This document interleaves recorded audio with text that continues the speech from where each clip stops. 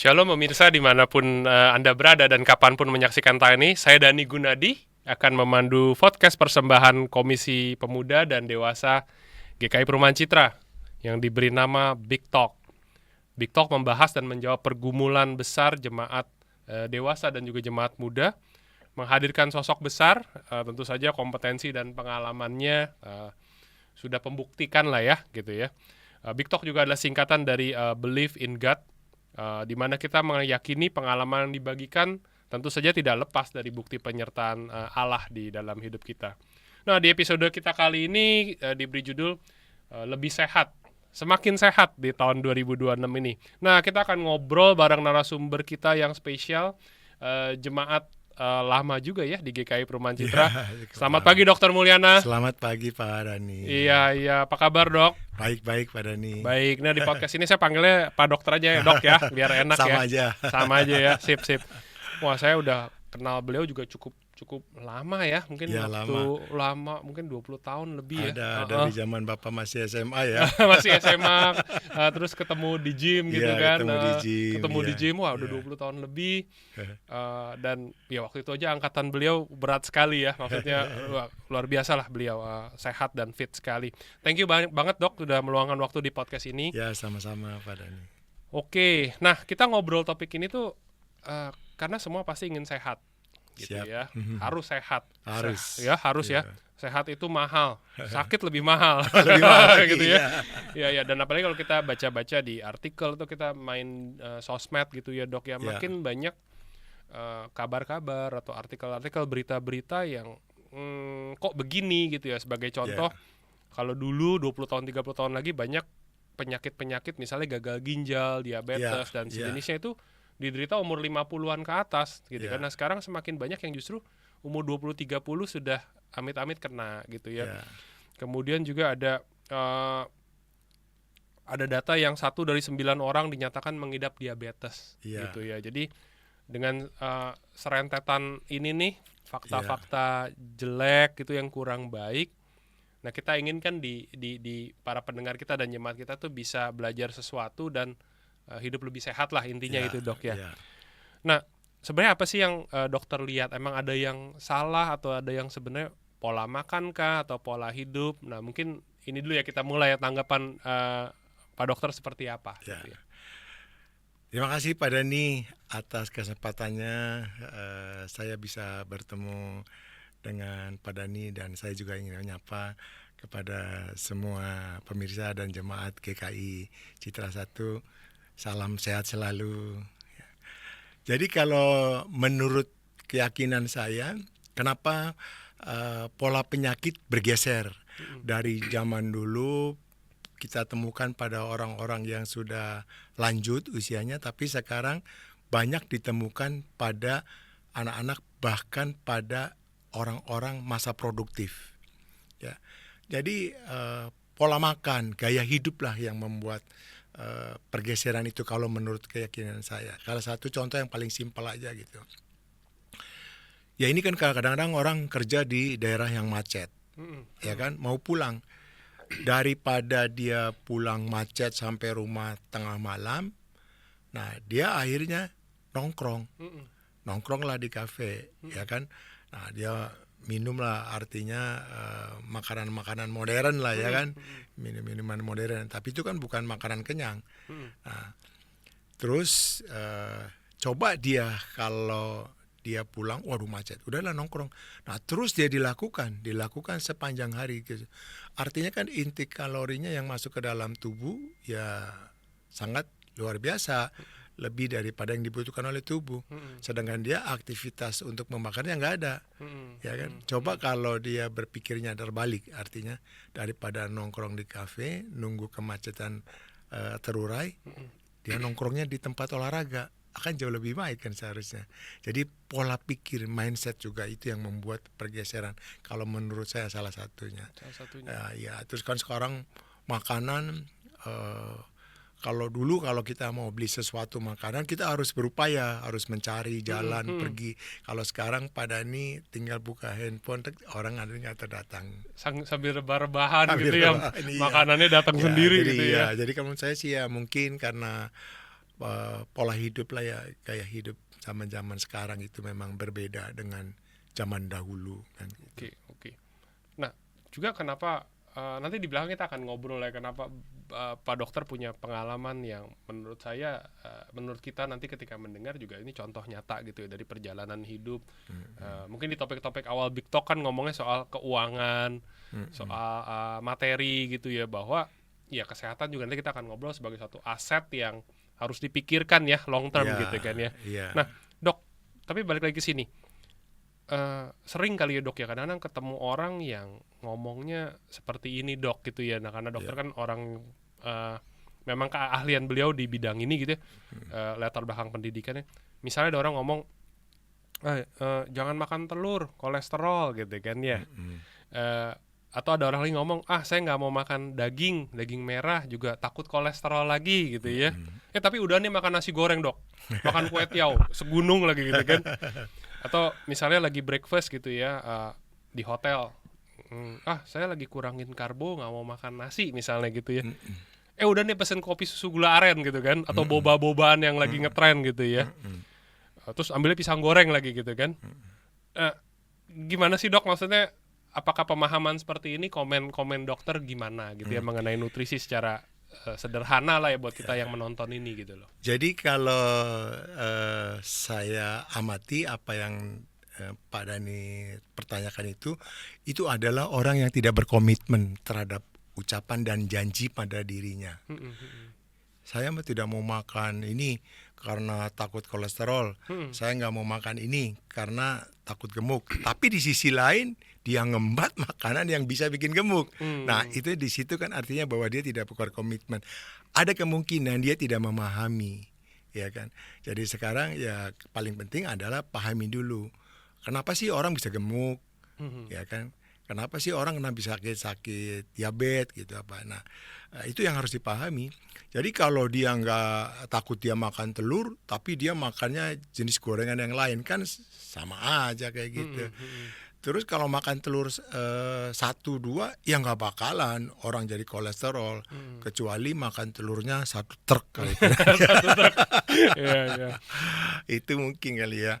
Jadi telur kan protein juga bagus. Jadi asal kebutuhan proteinnya dia disesuaikan dengan kebutuhan tubuh, ya biasanya kurang lebih perkiraan kan 1 gram per kilogram berat badan per hari gitu.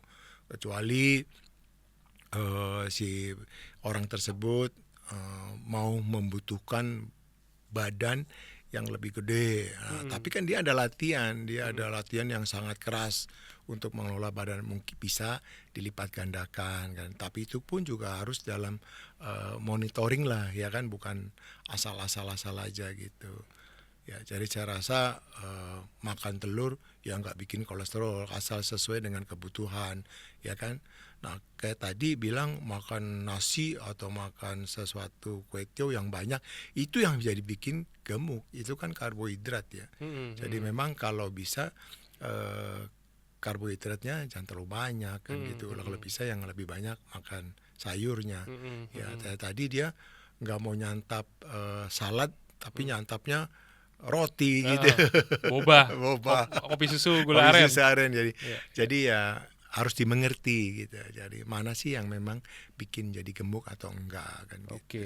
Nah, berarti kalau minta saran atau pemahaman dari dokter ketika kita makan berarti harus diprioritaskan apa dulu nih Dok? Protein kah dulu?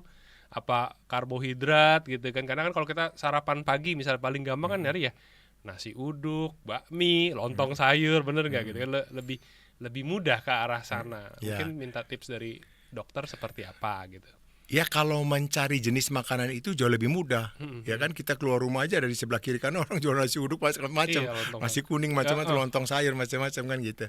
Nah, pada ini mau apa? Kita mau misalnya artinya diet dengan mau menambahkan massa otot kali mungkin. Ya mungkin dia harus lebih banyak protein. Jadi intinya secara garis besar adalah menurut pemikiran saya, jadi bentuknya seperti segitiga gitu kan. Nah gitu ya, segitiga. Nah segitiga ini kita bagi 3 gitu, bagi 3 bagian gitu. Nah luas yang paling bawah itu kan paling besar ya, Hmm. yang 2 sedang, yang paling atas Betul. dikit.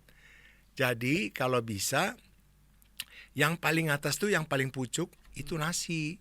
Oh. Yang keduanya lauk, yang ketiganya sayur. Oh. Ya kan? Tapi kadangkala kita makan terbalik segitiganya kan gitu. Jadi nasinya banyak, ya kan?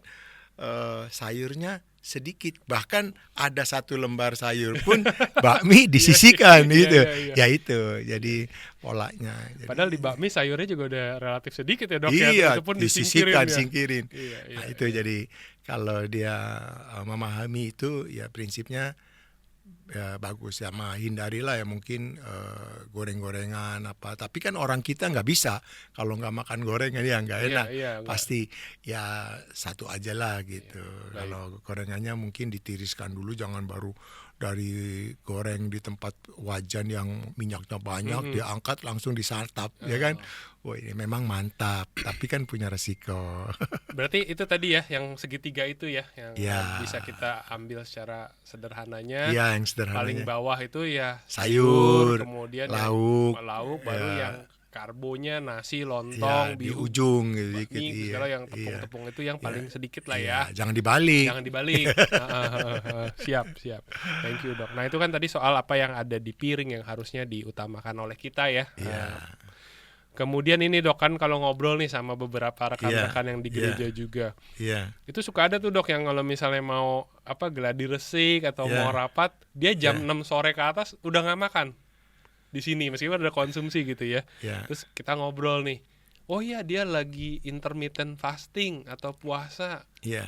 14-10 ada jendela makan sejenisnya gitu ya. Oh, Nah iya. mungkin di sesi ini kita mungkin ada ngobrol dikit lah ya untuk Iya. beri pemahaman. Iya. Apa sih dok itu, biar kita semua bisa paham gitu ya. Ya, gini artinya intermittent fasting itu adalah pola makan yang diatur ya antara puasa dan makan gitu.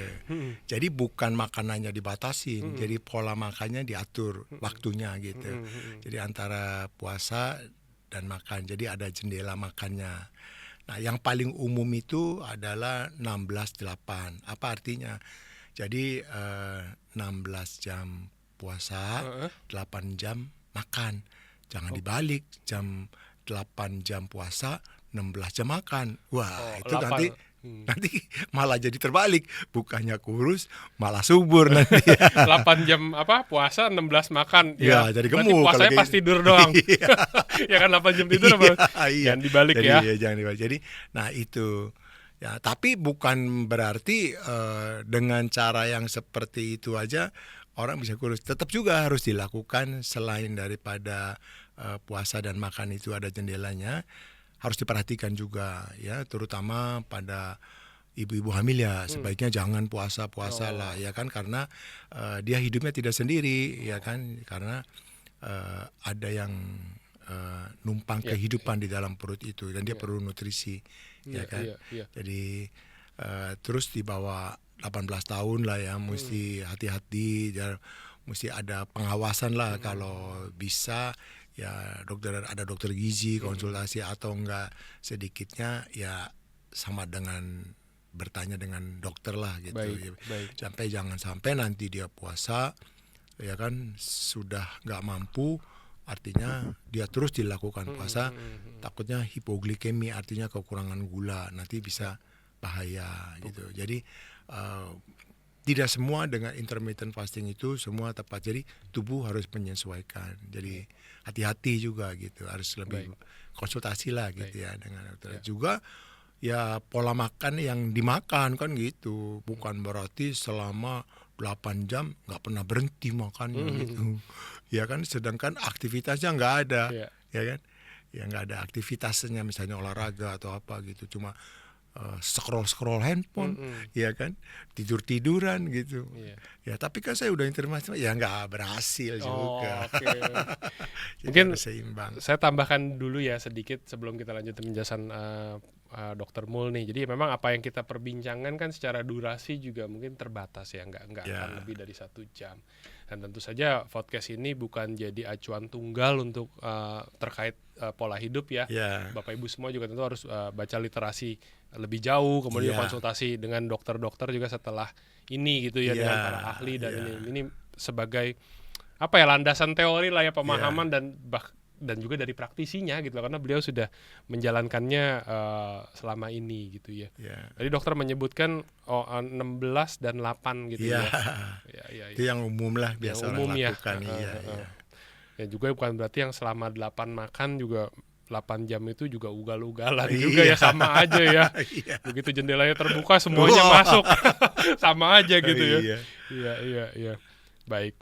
Nah, jadi tadi kita udah bahas tentang nutrisi gitu ya, protein, karbohidrat, tadi sayur lauk yang segitiga Yeah. itu. Kita juga Yeah. sudah bahas jendela makan gitu ya. Yeah. Kapan sebaiknya kita membatasi puasa, jangan udah Yeah. mau tidur mungkin pesan fast food atau bikin mie instan gitu Yeah. baru tidur gitu ya. Mungkin Yeah. perhatikan. Kalau olahraga gimana, Dok? Ya olahraga harus. Jadi kalau pada ini misalnya makannya udah bagus, tapi olahraganya juga enggak kan gitu. Ya kurang juga. Jadi kalau memang kita mau diet itu atau kita mau hidup sehat, ya sudah pasti beberapa faktor yang harus kita perhatikan, ya kan. Paling pola makan, ya kan, olahraga, istirahat. Nah, itu semua harus diperhatikan semua. Nah, olahraga apa yang kita perlukan? Ya disesuaikanlah dengan kita. Kalau kita memang ada waktu, ada kesempatan, ya bisa mungkin olahraganya kan kalau kayak nge-gym kan gak bisa dalam waktu 10 menit, setengah jam kan. Ya itu bisa mungkin 1 jam atau 2 jam kan gitu. Ya, nanti olahraga ya harus ada misalnya relaksasi, ada main beban atau kan, terus yang ketiga ya kita mesti ada kardio juga kan gitu. Jadi 3 unsur itu di dalam satu olahraga kalau menurut saya harus ada kan gitu. Baik. Nah, Dok, tadi dokter ada bilang kardio, ada bilang angkat beban gitu ya. Nah, mungkin biar kita terupdate lebih jauh gitu ya. Banyak orang yang merasa udah jalan pagi gitu ya, jalan pagi setengah jam gitu ya, jalan santai tiap weekend gitu ya, dan merasa sudah olahraga gitu ya. Padahal habis itu mungkin dia duduk di warung kopi pesan pisang goreng ya. Ini bercandaan lah ya, tapi apakah itu udah cukup, Dok, sebagai olahraga yang disebut olahraga untuk syarat kesehatan kita? Itu mah olahraganya cuma simbol, bukan tidak dilakukan dengan karena olahraganya cuma weekend doang. Oke. Gak bisa. Jadi olahraga itu harus dilakukan dengan rutin. Oke. Serutin apa, Dok? Ya misalnya dia tiap hari. Kalau mau cuma jalan doang boleh, mau tiap hari jalan doang gitu, minimal setengah jam gitu tiap hari gitu. Ya bisalah seminggu minimal 3-5 kali lah kalau memang nggak sempat. Kalau lebih daripada 3 kali ya lebih bagus gitu. Tapi jangan jalan terus pada nih lagi jalan ketemu ya kan Ibu Gloria gitu ya kan. Ibu Gloria kan senang kulineran ya. Terus dan kemana olahraga? Habis ini kita makan bakmi di situ dan enak. Oh ya sama aja, sama ya kan kurang. Jadi ngobrolnya 20 menit ya kan. Jadi jalan cuma 10 menit. Jadi artinya kita setengah jam itu tanpa henti kan jalan terus setengah gitu. jam gitu. Ya gitu tiap hari. Itu baru berguna. Tapi jangan berharap dengan cuma jalan badannya berotot gitu. Yang nggak bisa itu hanya untuk kesehatan lah ya. Kesehatan jantung gitu ya, Pak. Ya. Nah, juga nih banyak ngobrol nih, Dok, sama teman-teman gitu ya yang mungkin umur 20, 30 yang masih muda-muda dan banyak ngobrol gitu ya, maksudnya mereka mulai nge-gym. Terus muncullah pro kontra gitu ya. Nge-gym mah ngapain, emang mau jadi binaraga. Sedangkan ada pemahaman yang bilang enggak, nge-gym itu angkat beban, maksudnya angkat beban itu penting untuk hari tua, nabung otot atau seperti itu kira-kira. Pandangan Pak Dokter gimana soal gym? Oh, kalau saya sangat setuju bahwa nge-gym itu adalah satu investasi buat otot. Jadi buat hari tua. Bahkan orang yang sudah tua pun harus olahraga nge-gym. Tapi ya bukan angkatannya atau permainnya seperti seumur-umur Pak Dani kan enggak. Waduh. Jadi umur tua itu juga harus dilatih karena kan kita tahu pada saat sudah mengalami usia lanjut itu kan otot juga ya kan sudah mengalami kependekan ya, jadinya kan kenceng gitu. Apa kalau kita tidak dilakukan relaksasi, tidak dilatih dengan kuat, kita terpleset bisa jadi jatuh. Tapi kalau kita misalnya ototnya kuat, kan kita bisa nyangga gitu. Nah, kita itu kan kalau sudah berumur, itu ototnya kan mengalami pengecilan. Tulang pun juga mengalami kerapuhan kan gitu. Itu adalah satu proses yang alami. Nah, kalau kita dari muda melatih, jadi kekurangan-kekurangan yang secara alami dari tubuh kita punya penyangganya gitu. Jadi investasi lah kalau menurut saya dari muda itu sangat berguna, sangat berguna. Oh, jadi dokter menekankan ya olahraga angkat beban dan juga membangun otot itu adalah Ya, investasi yang berguna ya, gitu ya. iya. Dokter nge-gym dari tahun berapa sih, Dok? Waduh, Udah berapa tahun deh, bukan dari tahun berapa? Dari berapa belas, berapa puluh mungkin? 20 ya? ya mungkin dari 30-an lah, Iya, 30 tahunan gitu. udah berarti 20 tahun lebih, 30 tahun ya nge-gym ya? 30 lebih, ya Oke. 30 lebih tahunan lah gitu. Iya. Ya. Nah, sebenarnya saya tuh dari lama ingin bertanya sama Pak Dokter, tapi akhirnya dikasih izin nih. Saya penasaran banget. Ya, mungkin Pak Dokter umur berapa sih? Ya, baru 64. 60, sudah 64. Iya, Kayak masih baru kepala. baru 64. Baru 64. Iya. Nggak, maksudnya ya kalau ngelihat apa ya, postur apa gitu kan maksudnya Iya. sangat fit dan muda gitu loh, Dok. Iya. Jujur kata gitu ya Iya. ngelihat. Nah, dokter juga pernah cerita kan apa yang waktu itu dokter kesaksian. Mungkin boleh dibagikan, Dok, Ya. di sini gitu ya. Ya. Jadi gini, kenapa saya hobi dengan olahraga? Mm-mm. Karena saya punya mimpi. Oke, apa tuh, Dok? Jadi mimpinya adalah begini.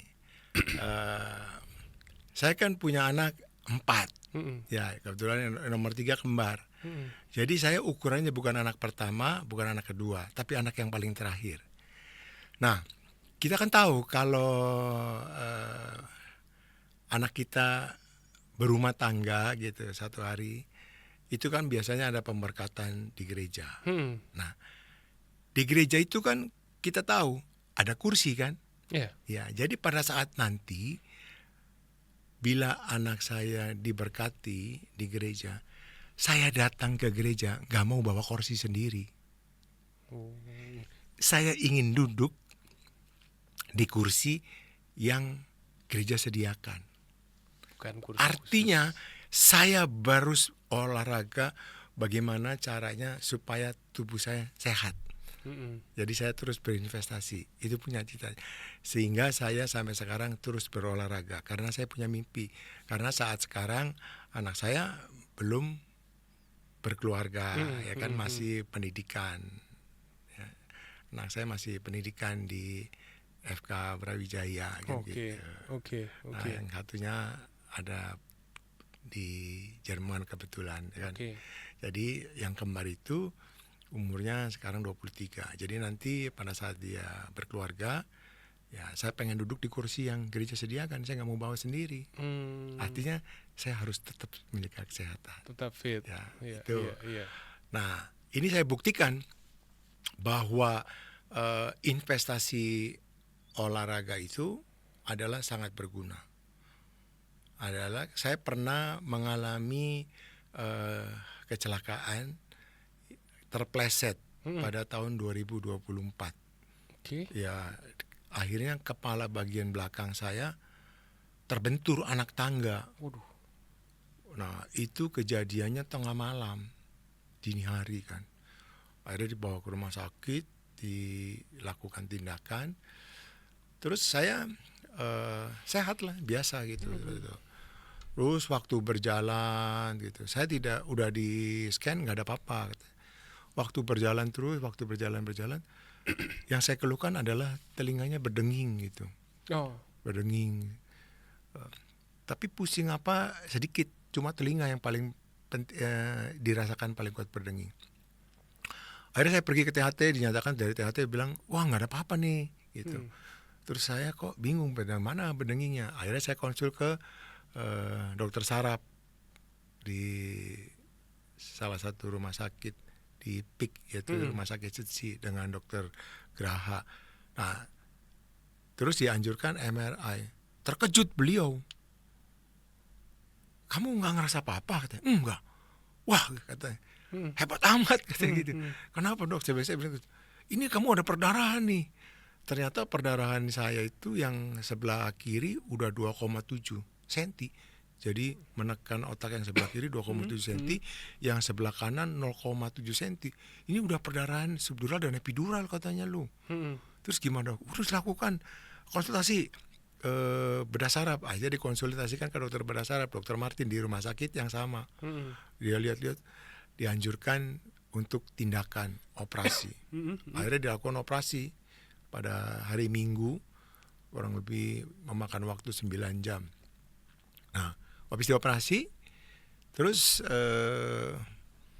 saya tindakan terus, kata dokternya, nanti kalau kamu udah bagus, stabil, kamu pindah ke ruangan dan perdarahannya tinggal dikit. Terus kalau kamu sudah bisa stabil lagi, kamu bisa turun ranjang, kamu bisa jalan. Nanti kalau kamu bisa stabil lagi, kamu jalan lebih jauh. Nanti kalau stabil lagi, kamu bisa pulang. Nanti kamu tinggal kontrol jalan. Saya bilang, pasti bisa dok. Wah, saya kan punya keyakinan. Akhirnya saya dilakukan tindakan, dan itu udah selesai. Ternyata hari Minggu operasi, hari Jumat saya pulang. Hari Jumat pulang, hari Selasa saya praktek. Ya kan? Hari saya praktek. Sampai kontrol lagi dokter, wah, kamu kuat amat katanya gitu. Nah, ingin yang saya tunjukkan adalah di sini bukan kehebatan saya, bukan apa. Tapi karena apa? Karena saya berinvestasi tentang kesehatan. Jadi artinya fisiknya, kata dokter bedah sarafnya itu, karena kamu punya fisik yang kuat sehingga pemulihannya cukup bagus. Ini ada foto ya Pak Dani, yang waktu saya mau dioperasi besoknya. Nah, kalau Pak Dani lihat seperti orang sakit nggak? Oh iya. Wah, tuh. Jadi lebih mudah ya dok, dihabisin rambutnya, dipotong gitu, malah jadi ini ya, lebih seger ya. Iya. Iya. Jadi kata istri saya juga, katanya kok kamu lebih gantengnya digundul katanya.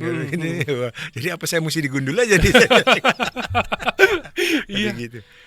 Padahal ini ada perdarahan di dalam otak saya.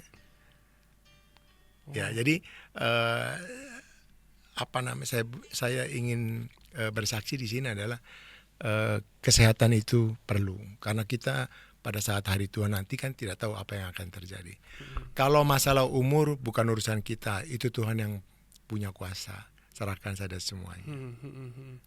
Ya, jadi kan? Tadi dokter cerita bahwa ada perdarahan, tapi dokter tetap beraktivitas seperti biasa karena tidak merasakan yang bagaimana. Itu satu.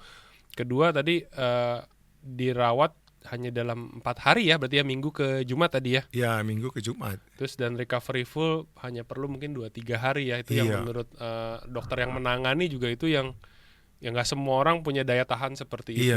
Gitu, progresnya cepat sekali katanya gitu. Nah, ya mungkin kamu karena punya fisik yang kuat katanya. Gitu.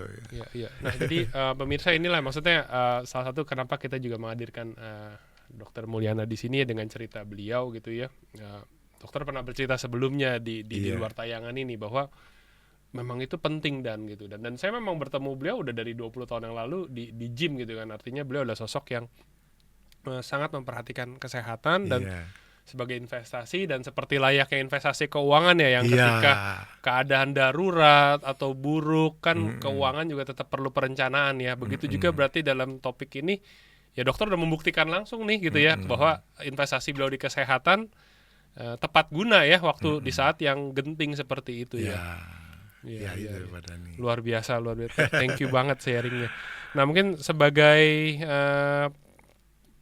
bagian lain gitu ya, sebagai penutup, apa nih dok tips yang mungkin bisa dokter Mulyana bagikan gitu ya, mungkin juga bukan cuma orang tuh suka bilang pengen kurus gitu ya, padahal kan kurus belum tentu sehat ya, betul ya, dan banyak cara juga menuju kurus ya. Kita pernah ngobrol beberapa bulan lalu, begitu banyak jalan instan menuju kurus dan seperti itu. Jadi yang kita incer sebenarnya kan sehatnya ya dok ya. Sehatnya. Nah, silakan dok, gimana tipsnya, seperti apa? Ya, kita kalau memang mau hidup sehat ya, untuk generasi muda ini kan, atau menuju masa tua ya kan, kayak seumur Pak Dhani gitu kan, apalagi kan cuannya kan masih kecil-kecil kan ya, itu kan mesti perlu pendamping masih panjang ya, artinya masih membutuhkan sosok Pak Dhani yang lebih lama. Jadi kita harus berinvestasi. Jadi investasi tidak hanya materi Pak Dhani, materi memang perlu kita berinvestasi buat nanti hari tua, karena anak bukanlah investasi. Ya kan. Wah, itu bagus perlu. Bagus ya. Ini quotes ya. Ya, jadi kita pada saat itu harus mandiri tetap, seperti waktu kita masih muda harus mandiri ya, sampai hari tua pun harus mandiri. Karena ingat, anak bukan investasi. Tapi bukan materi saja harus kita investasi mumpung masih muda. Kesehatan, apa yang seperti saya buktikan. Ya kan, ternyata pada saat hari tua saya menuai investasi saya. Ya kan, kalau saya punya deposito, saya buka nih depositonya. Wah, hari ini saya nikmati. Nah, sekarang kan saya nikmati nih investasi kesehatan saya dengan kecelakaan yang tidak terduga. Ya kan, itu kalau trauma kepala kan sangat serius, itu bukannya nggak serius. Itu operasi yang sangat serius kan.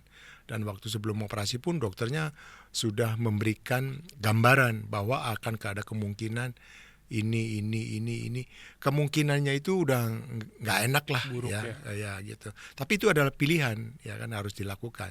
Tapi kan ternyata dengan investasi kesehatan ya terbukti bahwa memang itu adalah penting gitu. Nah, tipsnya ya waktu kita olahraga ya kan, olahraga harus teratur. Jadi jangan olahraganya wisata gitu. Apalagi zaman sekarang kan lagi musim padel ya. Padel. Bagus olahraganya padel. Habis olahraga padel, padahal kumpul-kumpul. Kemana nih kita? Ya kita masih ini bisa nongkrong di kafe, makannya pasta. Ya kan sama aja nggak berguna kan. Habis olahraga makan kayak gitu. Jadi artinya ya benar-benar diserius olahraganya. Ya arti olahraganya jangan merokok. Ya kan. Nah, merokok itu kan juga kurang sehat. Kalau saya nih pernah, ya ini cuma artinya bercanda ya Pak Dhani, coba ngerokok. Saya tanya Pak Dhani pernah lihat knalpot motor? Iya, sering. Bering. Apa yang keluar dari situ? Asap. Apa yang ada di dalam lubang itu? Warnanya apa? Hitam. Nah, kalau mau knalpot itu banyak hitam-hitamnya, jalannya kira-kira bagus apa enggak? Lancar enggak jalannya? Kurang, ya kan? Dot gitu ya, karena kan banyak kotoran. Pada ini pernah masuk ke dapur salah satu restoran lah gitu, yang misalnya gorengannya gede gitu. Ya, udah pasti hitam juga kan? Iya. Nah, kalau hitamnya di atas terus bawahnya masak-masak, kira-kira kurang bagus apa bagus tuh? Kurang bagus. Terus pada ini kalau rokok yang disedot apa? Yang dihisap rokok itu apa? Asap. Iya kan? Orang rokok kan asap kan? Gitu. Seandainya tangan saya nih, seandainya bisa masuk ke dalam kerongkongan Pak Dhani perokok berat nih misalnya, udah puluhan tahun, terus dikorek lah gitu, kira-kira warnanya apa? Hitam kali ya mungkin. Betul nggak? Nah, saya tanya Pak Dhani, kalau tahu hal itu tidak baik, terus Pak Dhani lakukan, Pak Dhani termasuk orang apa? Jadi, ya kan? Nah, ya kan, artinya bahwa hal yang tidak baik yang nggak usah dilakukan. Yang rokok itu, ya pikir-pikir dulu lah kalau mau merokok, karena rokok itu tidak membuat orang jadi sehat, ya kan? Bahkan di situ kan ada peringatannya juga. Tapi kenapa kita banyak nekat, ya kan? Itu yang ngerokok. alkohol juga harus dihindari. Sorry, tak potong. Termasuk yang elektronik kan Iya, sekarang sama. ada. Sama ya? Sama aja ya? Ya, Oke, apapun lanjut. bentuknya. Kan asap juga yang dihisap. Oh, oke. Ya kan? Gitu. Intinya. Nah, terus alkohol lah. Ya kan? Terus makan lah yang bagus. Yang paling penting makanan juga. Ya, kita juga harus ditambah lah vitamin gitu buat tubuh kita. Jadi tip-tipnya adalah sama stres juga, kita harus memanage stres itu. Karena stres itu akan mengeluarkan dari tubuh kita adalah hormon kortisol ya, yang itu yang jahat kan, yang bisa bikin kita jadi banyaklah artinya pola pikir yang tidak berkonsentrasi. Jadi nanti juga menghambat konsentrasi kita dalam hal bekerja, ya kan, juga nggak sehat lah, bisa jadi diabetes, bisa kena darah tinggi. Nanti kalau udah kena diabetes, kena darah tinggi, kolesterol, nanti dia bersahabat tuh, 3 sahabat itu, nanti dia panggil, bos kita nih lemah ginjalnya, yuk kita serang aja yuk. Nah, dia sakit ginjal nanti. Oh gitu ya. Tadi apa dok? Sorry, ngulang dikit. Diabetes. Ya, diabetes, darah tinggi, kolesterol itu biasanya tuh kesatuan tuh. Pasti kalau ada orang-orang yang kena stroke, orang-orang yang kena gangguan ginjal, biasanya ada penyakit itu, ada kayak diabetesnya, ada hipertensinya, ada kolesterol biasanya gitu. Nah, maka kita selagi masih muda hindarilah berinvestasi kesehatan. Jadi pada saat masa tua, selain kita punya materi, kesehatan kitanya pulih, bagus, sehat, sempurna, kan bisa menikmati. Karena kalau pada nih punya uang banyak, tapi tubuhnya tidak sehat, kan sama aja. Nah, nggak bisa menikmati, ya kan. Tapi tubuhnya sehat, nggak punya duit, ya pikirannya bagus, ya menikmati apa yang Tuhan berikan. Ya jadi memang ngelihat foto Pak Dokter gitu ya, jalan-jalan gitu kan ya, ya betul juga yang Pak Dokter sampaikan. Jadi kita investasi fokus di uang, hari tua bisa jalan-jalan, tapi kalau nggak sehat kan masa mau ke objek wisatanya ngerepotin orang, didorong-dorong gitu kan. Iya. Baik. Makasih banyak dok atas tips-tipsnya. Semoga apa yang disampaikan oleh beliau bermanfaat ya. Juga terutama untuk yang tadi poinnya bagus, yang masih ngerokok. Tadi itu sudah disampaikan juga. Sehat-sehat terus dok. Amin. Dan terus jadi saluran berkat buat orang banyak. Makasih dok sudah hadir di podcast hari ini. Demikian pemirsa podcast yang kita bicarakan hari ini. Semoga bermanfaat dan juga jangan lupa like dan share, supaya apa yang disampaikan oleh Dr. Mulyana bisa mendatangkan kebaikan juga buat orang banyak. Terima kasih. Terima kasih Pak Dani. Terima kasih.